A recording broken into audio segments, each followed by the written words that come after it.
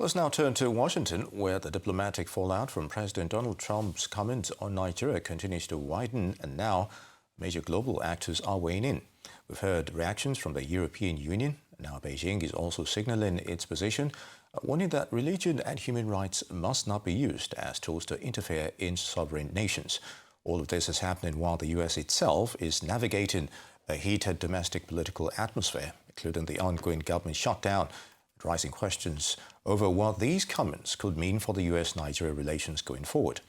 Joining us now from Washington, D.C. is our correspondent, Agnese Osakwe. Annie, it's good to have you with us. We've heard reactions from the EU, and now Beijing is also signaling its position, warning that religion and human rights must not be used as tools to interfere in sovereign nations.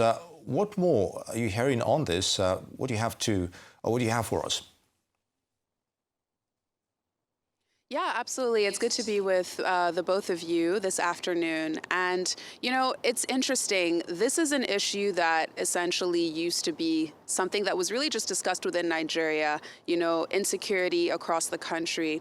And within the last couple of days, honestly, just since the past weekend, the US has gotten involved, like you mentioned, the European Union has gotten involved, and China as well.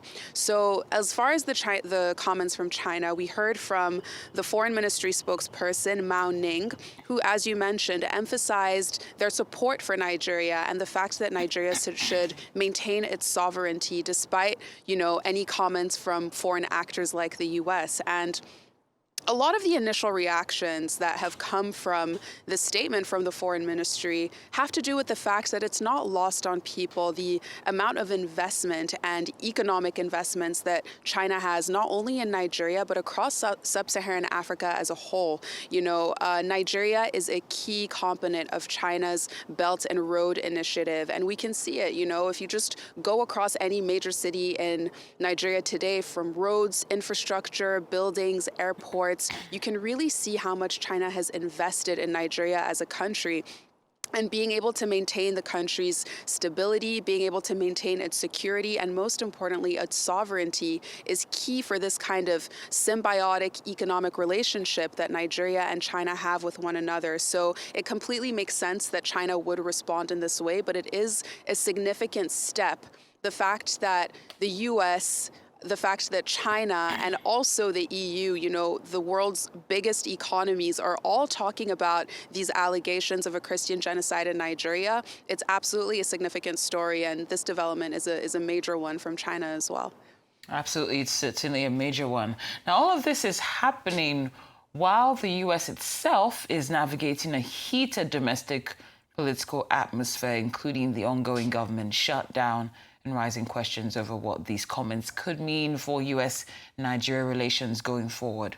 What do you have to tell us regarding that, how all these fit into this situation? Absolutely. I mean, that is such a key component. You know, the fact that DC and the country's government organizations have essentially shut down is a major deal. I mean, the city itself feels like it has come to a standstill.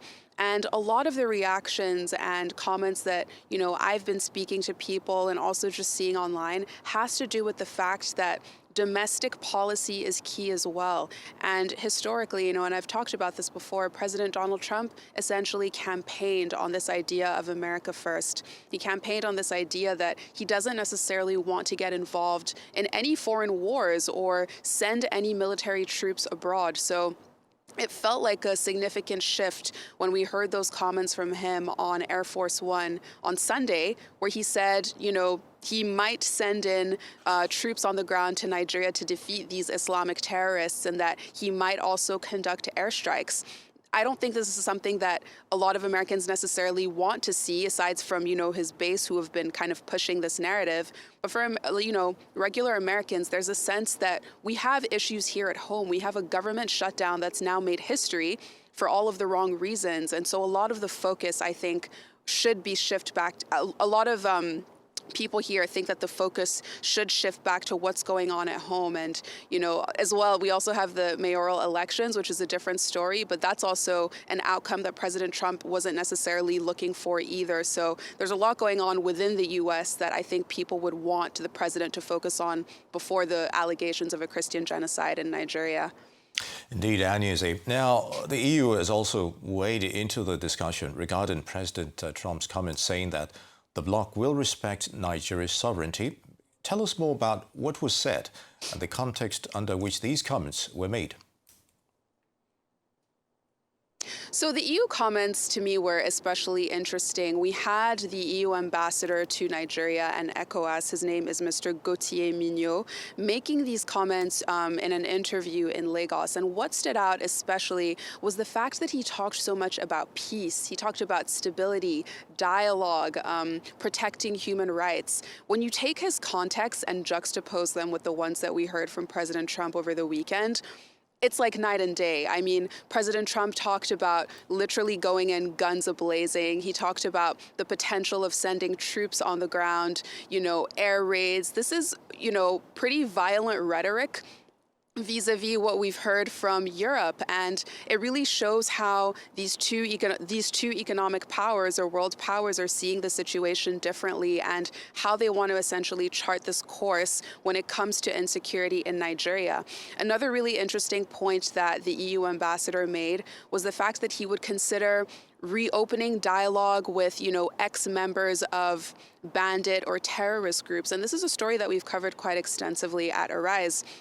The fact that there have been peace talks between community leaders and, bandits in places like Katsina State, but it's really still ambiguous whatever came out of that. So now that the EU ambassador is saying that, hey, we're open to discussing and figuring out how to reintegrate some of these members into society, that's a significant development. And, it'll be interesting to see between the U.S.'s perspective and the EU's perspective, which one essentially wins out, whether we go the peace route or whether we go the more violent route that we heard from President Trump.